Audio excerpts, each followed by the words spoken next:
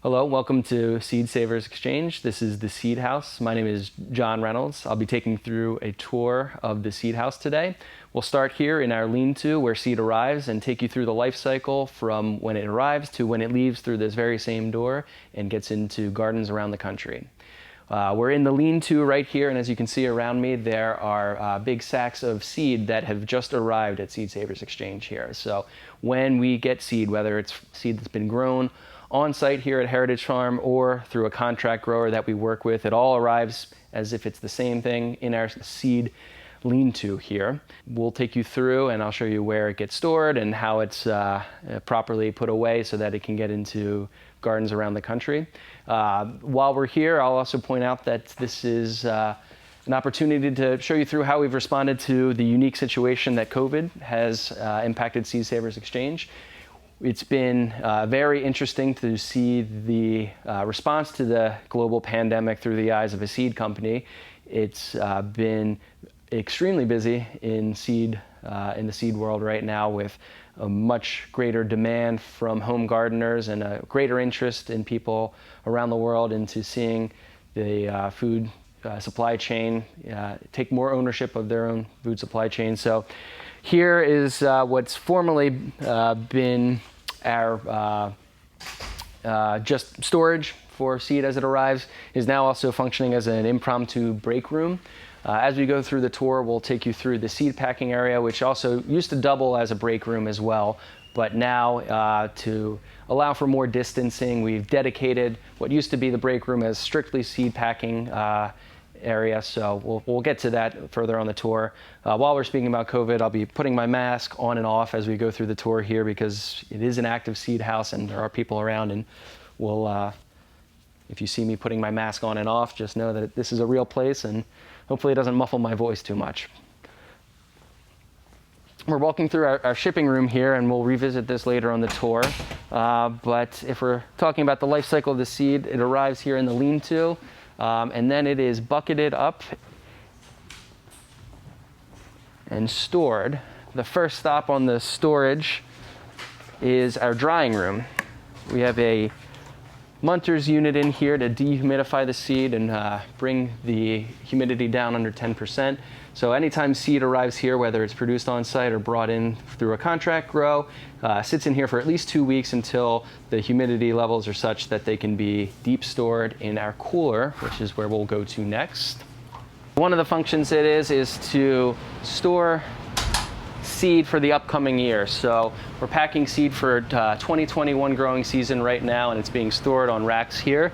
It's also where our inventory is stored. You can see as we'll walk through, there's buckets and buckets and buckets of raw material seed that's been put away. After it's been dried down, it's put into a bucket and it's assigned a lot number, which tells us the specifics of down to which field it was grown in. It also tells us the crop type, the variety type, the year it was produced. All that information is assigned to a lot number, which each bucket contains. The buckets are generally stored. This is active inventory, so our seed packers will be pulling from the seed that's on these shelves. They're all organized alphabetically, so I'm looking at F shelf right here, working all the way to A shelf as we go through the unit this way. This is more deep storage, so for beans and larger seeds, we'll have a larger quantity of buckets to house that. So, the Mayflower bean I'm seeing right here is also probably on, G shelf over there as well, but we have bucket upon bucket upon bucket. So this is the back of the house inventory containing all of that.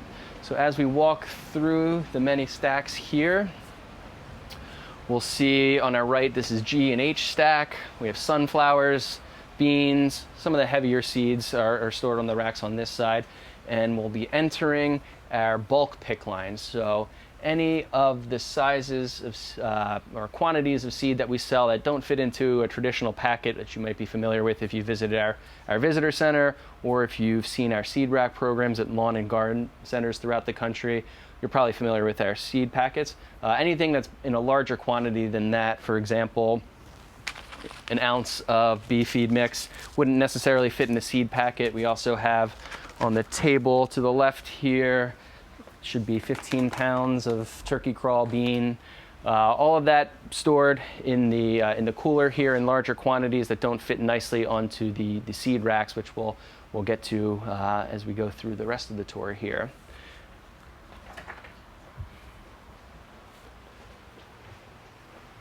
So our bulk pick line, again, all those sizes that don't fit nicely on a seed rack, they are all packed in our seed packing area here.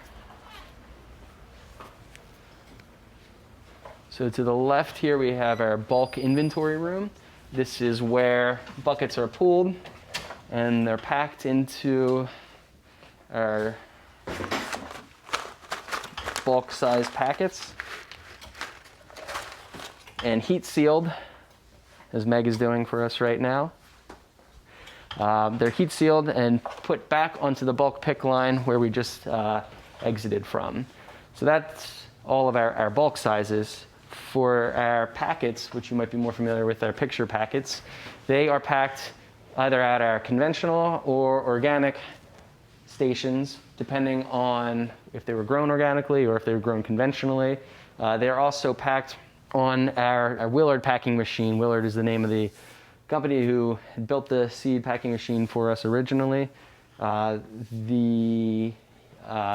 run larger scale builds through Willard. So if we need to build 1,000 packets of golden pencil pod bean, we'll run that larger quantity through Willard. As you can see here, we have some packets already loaded into the magazine here. The machine runs on pneumatics, so as we feed seed into the chute up here, and it works its way down through the bowl and drops through the chute here. There we go, it's nice in there. Seed works its way depending on the size and weight. The bowl will vibrate at different rates, working the seed through, dropping it through the chute in here, and dropping it into the packets, which rotate on the device here. It pivots one at a time, the seed drops in, and it works its way through where it's folded over, sealed, and printed with the lot number and the date it was packed, the seed packer who was operating the machine at the time. All that information makes it onto the back of the seed packet when it's sealed and put away. So once the seeds are packaged, we'll go back to the shipping room here. The seed packets are organized on our pick line here in the shipping room by crop type alphabetically. So we're entering here at the end of the line, really. So we finish the line here with our watermelons. And working in reverse alphabetical order as we go down the pick line, go into radishes, coming up on okra and onions here, through gourds, through flowers, cucumbers, beans, ending all the way at our Asian green mix. So this is where, as orders come through, they are picked on this line. Everything on the order sheet is organized alphabetically, so it's easy for our pickers to go through and pick the packets in the order that they were placed. And we'll then walk on the reverse side of the pick line to see the packaging station here.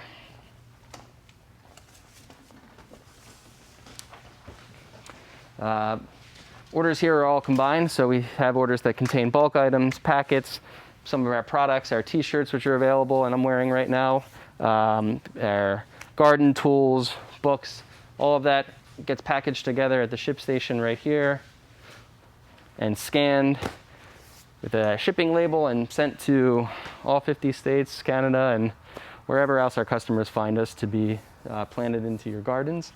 And then the last thing, we'll walk out the front here as well.